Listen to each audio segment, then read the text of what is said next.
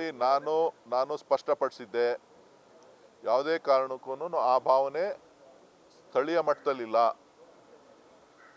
ಅದೇನಿದ್ರು ಹೊರಗಡೆ ಮಾಧ್ಯಮಗಳು ಸೃಷ್ಟಿ ಮಾಡಿರ್ತಕ್ಕಂಥದ್ದು ಅನ್ನೋ ಅಂಥ ಅಭಿಪ್ರಾಯನ ಕೂಡ ನಾನು ಸ್ಪಷ್ಟವಾಗಿ ತಿಳಿಸಿದ್ದೆ. ಮಾಧ್ಯಮದವ್ರಿಗೆ ಕೆಲವರಿಗೆ ಬೇಜಾರಾಗಿರ್ಬೋದು, ನಾನೇನು ಇಲ್ಲ ಅಂತ ಹೇಳಲಿಕ್ಕೆ ಹೋಗೋದಿಲ್ಲ. ಮಾಧ್ಯಮಗಳು ಒಬ್ಬ ಅಭ್ಯರ್ಥಿಯ ಪರವಾಗಿ ನಿಲ್ಲೋದಕ್ಕೋಸ್ಕರ ಮಾಡಿದಂಥ ಆರೋಪ ಅಂತಕ್ಕಂಥದ್ದು ಕೂಡ ನನ್ನ ಒಂದು ನಿಲುವಾಗಿತ್ತು. ನಾನು ಮಾತಾಡೋದನ್ನು ಸ್ವಲ್ಪ ಕೇಳಿಸ್ಕೊಳ್ಳಿ. ನಾವು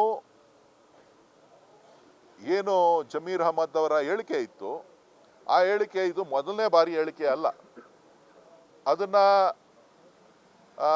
ಅವರು ಯಾರ ಮೇಲೆ ಆರೋಪ ಏನು ವಿಚಾರವನ್ನು ಹೇಳಿದ್ರೋ, ಸಂಬೋಧನೆಯನ್ನು ಮಾಡಿದ್ರೋ, ಅದು ಮೊದಲನೇದಾಗೆ ಮಾಧ್ಯಮಗಳು ಕೂಡ ಟೀಕೆನ ಹಿಂದೆನೇ ಮಾಡ್ಬೋದಾಗಿತ್ತು. ವರ್ಣ ಭೇದವನ್ನು ನೀವು ತರ್ಬೋದಾಗಿತ್ತು. ಅಥವಾ ಯಾರ ಮೇಲೆ ಆರೋಪ ವಿಚಾರವನ್ನು ಹೇಳಿದ್ರೋ ಅವರಾದರೂ ಅದನ್ನು ಅಬ್ಜೆಕ್ಷನ್ಸ್ ಮಾಡ್ಬೋದಾಗಿತ್ತು. ಅವರು ಕೂಡ ಅವತ್ತೇನು ಮಾತಾಡಲಿಲ್ಲ, ನೀವು ಕೂಡ ಅದನ್ನೇನು ಮಾತಾಡಲಿಲ್ಲ.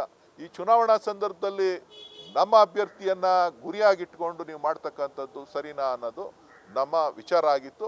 ಆ ಒಂದು ನಿಟ್ಟಿನಲ್ಲಿ ನಾನು ಸ್ಥಳೀಯವಾಗಿ ನಾವು ಚುನಾವಣೆಯನ್ನು ಸುಮಾರು 20 ದಿನಗಳ ಕಾಲ, 20 ದಿನ, 1 ತಿಂಗಳ ಕಾಲ ಚುನಾವಣೆಯನ್ನು ಮಾಡಿದ್ವಿ.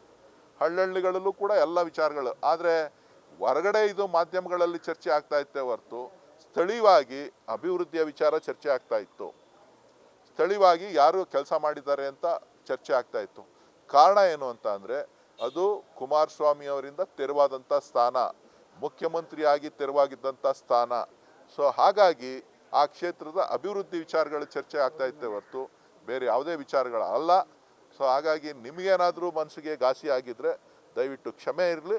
ನನ್ನ ಮನಸ್ಸಿನ ಅಂತರಾಳದ ಮಾತುಗಳನ್ನು ನಾನು ಸ್ಪಷ್ಟಪಡಿಸಿದ್ದೇನೆ ಹೊರತು ನಿಮ್ಮ ಮೇಲೆ ದೂಷಣೆ ಮಾಡಬೇಕು ಅಂತಕ್ಕಂಥ ವಿಚಾರ ನಂದಲ್ಲ.